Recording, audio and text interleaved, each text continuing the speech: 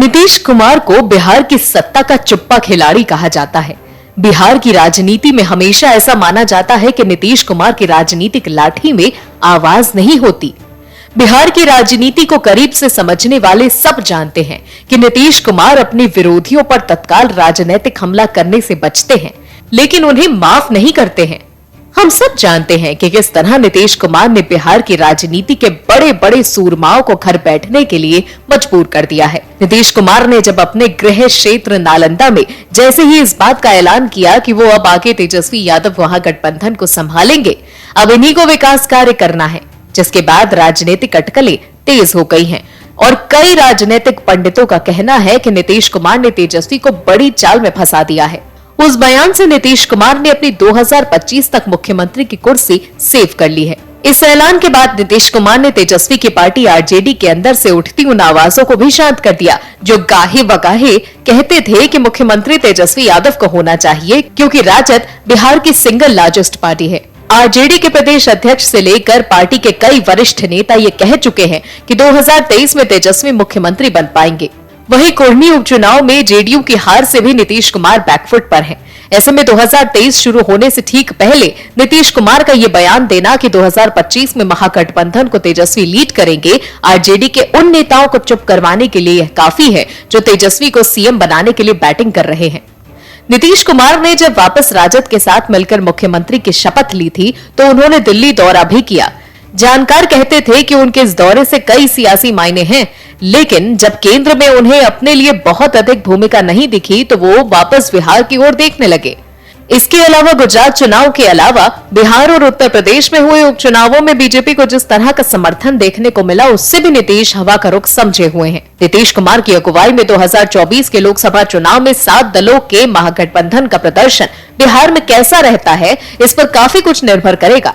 2024 में अगर महागठबंधन का प्रदर्शन धमाकेदार होता है तो नीतीश कुमार एक बार फिर साबित सही हो जाएंगे कि बिहार में उनका जनाधार बना हुआ है।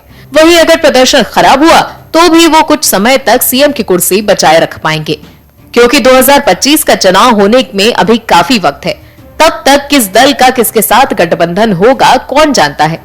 नीतीश कुमार बखूबी जानते हैं कि तेजस्वी अभी युवा है और तेजस्वी अपने दम पर राजद को सिंगल लार्जेस्ट पार्टी का दर्जा चुनावों में दिलाया, इसीलिए तेजस्वी में राजनीतिक क्षमता तो है जिसको नीतीश कुमार 2025 तक शांत रखना चाहते हैं।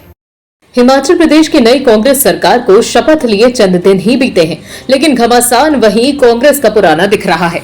हिमाचल की जनता ने कांग्रेस पर विश्वास दिखाकर पूर्ण बहुमत के साथ सत्ता तक पहुंचाया, लेकिन कांग्रेस के विधायक जनों की नाराजगी का वही पुराना सिलसिला शुरू हो गया है। तो वहीं बीजेपी के हरकत में आने से ऑपरेशन लोटस की भी चर्चा शुरू हो गई है। दरअसल कांग्रेस में संगठन स्तर पर एकजुटता की कमी साफ है, सरकार बनने के चंद ही दिनों में ही दिखने लगी है।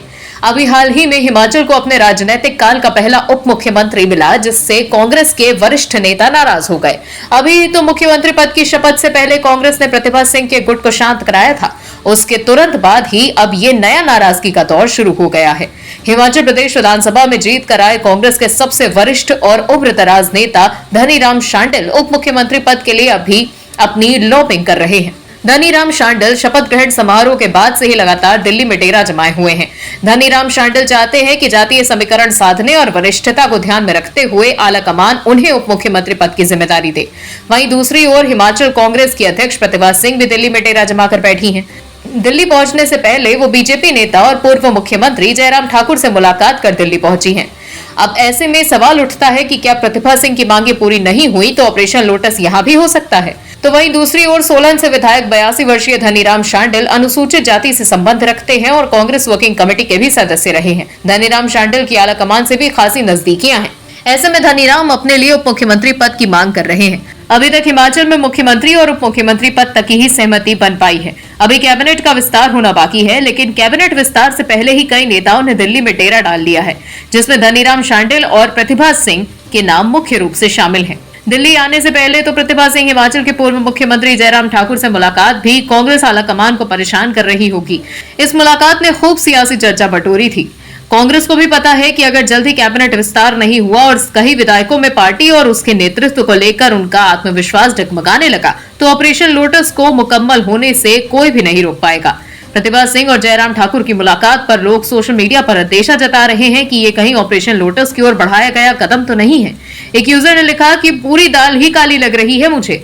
मतलब साफ है कि आने वाले समय में कुछ भी हो सकता है, बीजेपी सरकार भी बना सकती है। वहीं एक यूजर ने लिखा कि इसी तरह की भेंट कमलनाथ के मुख्यमंत्री बनने के बाद सिंधिया और शिवराज की भी हुई थी, परिणाम आपके सामने है।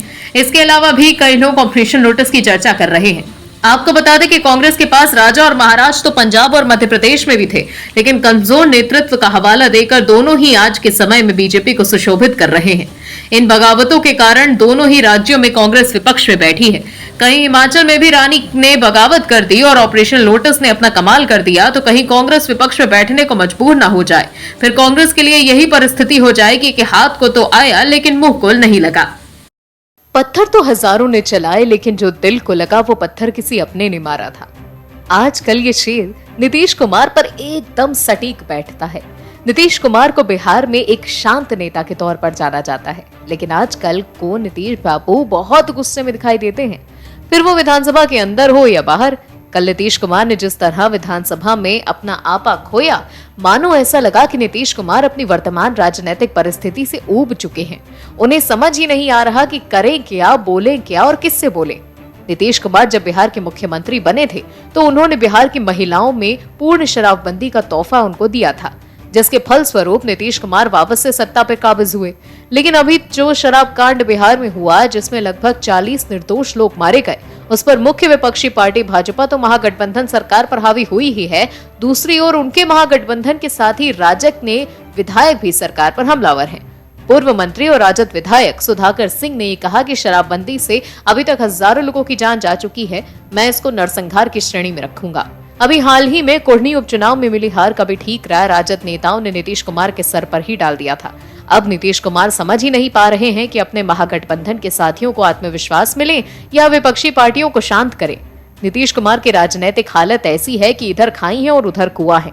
नीतीश कुमार की शराबबंदी फेल होने का मुख्य कारण ये भी रहा है कि सही से शराबबंदी की प्रक्रिया को धरातल पर लागू नहीं किया गया। बिहार की राजनीति को समझने वाले बताते हैं कि बिहार में शराबबंदी पुलिस वालों के लिए कमाई का अतिरिक्त जरिया बन गया है। बिना थाना या चौकी की मिली भगत के कैसे गांव-गांव जहरीली शराब बन रही है और लोग उसे कैसे पी रहे हैं। लोग शराब पी रहे हैं और मर भी रहे हैं, तो ये सीधा नीतीश बाबू के सुशासन पर सीधा सवालिया निशान खड़ा करते हैं।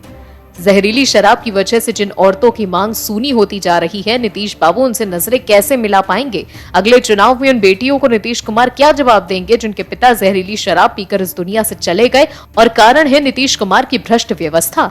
इन तमाम लापरवाही और विफलताओं के बीच ये कह देना कि जो शराब पिएगा वो मरेगा, कितनी निर्लज्ज राजनीति का उदाहरण है। क्या नीतीश कुमार के सामने राजनीतिक मुश्किलें खड़ी हुई तो उसका कारण उनकी संवेदनशीलता को भी नेपथ्य में धकेल देता है? क्या इस तरह के बयान एक सरकार के मुखिया को देने बनते हैं? क्या राजनीतिक मजबूरियों के आगे संवेदनशीलता और लोहिया को त्याग देना कितना सही है?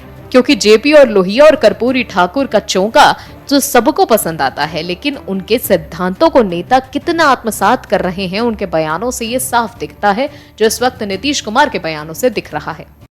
मोदी और शाह की जोड़ी से मुकाबला करने में विपक्ष नाकाम साबित हो रहा है। विपक्षी नेता पहले 2019 के लोकसभा चुनाव से पहले मोदी को हराने का सपना देख रहे थे और अब 2024 में मोदी को हराने का सपना देख रहे हैं, लेकिन उनका ये सपना पूरा होगा ये मुश्किल ही नहीं नामुमकिन जैसा है।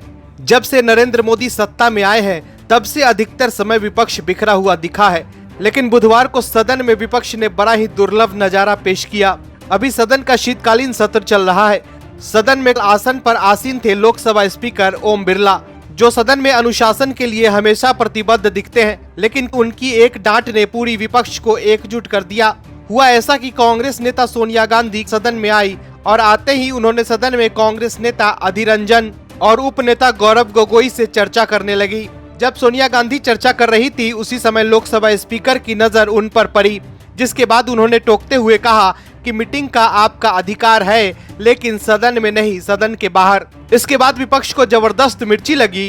कांग्रेस के नेताओं को लगा कि आखिर स्पीकर ने सोनिया गांधी को कैसे टोक दिया, जिसके तुरंत बाद कांग्रेस और तमाम 18 विपक्षी दलों ने सदन से वॉकआउट कर दिया। ऐसा विपक्षी एकता का दुर्लभ नजारा कभी भी देखने को नहीं मिलता है। विपक्ष चीन और भारत के बीच हुई झड़प पर चर्चा करना चाह रहा था, लेकिन जब आसन से इसकी अनुमति नहीं मिली तो पूरा विपक्ष ही एक साथ वॉकआउट कर गया। सरकार की तरफ से सदन के अंदर रक्षा मंत्री राजनाथ सिंह और सदन के बाहर गृह मंत्री अमित शाह ने सरकार का पक्ष रखा और कहा कि चीनी सैनिकों को हमारे सैनिकों ने खदेड़ कर पीछे धकेल दिया और चीन के पास हमारी 1 इंच जमीन भी नहीं है।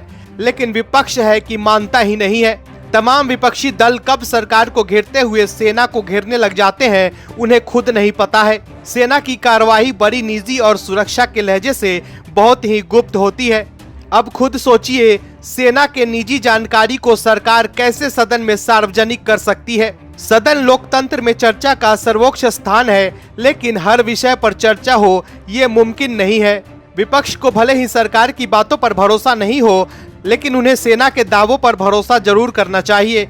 इस तरह की राजनीति से नेताओं को सैनिकों से दूर रखना चाहिए, नहीं तो देश के भीतर हो रही इस तरह की राजनीति सेना का मनोबल तोड़ने और दुश्मन देशों का मनोबल बढ़ाने का काम करती है। सेना के पराक्रम और शौर्य पर शक करना एक तरह से देश को खंडित करने के समान है। Bureau report, OMH news. और भी वीडियोस देखने के लिए चैनल को सब्सक्राइब करें और बेल आइकन को दबाएं।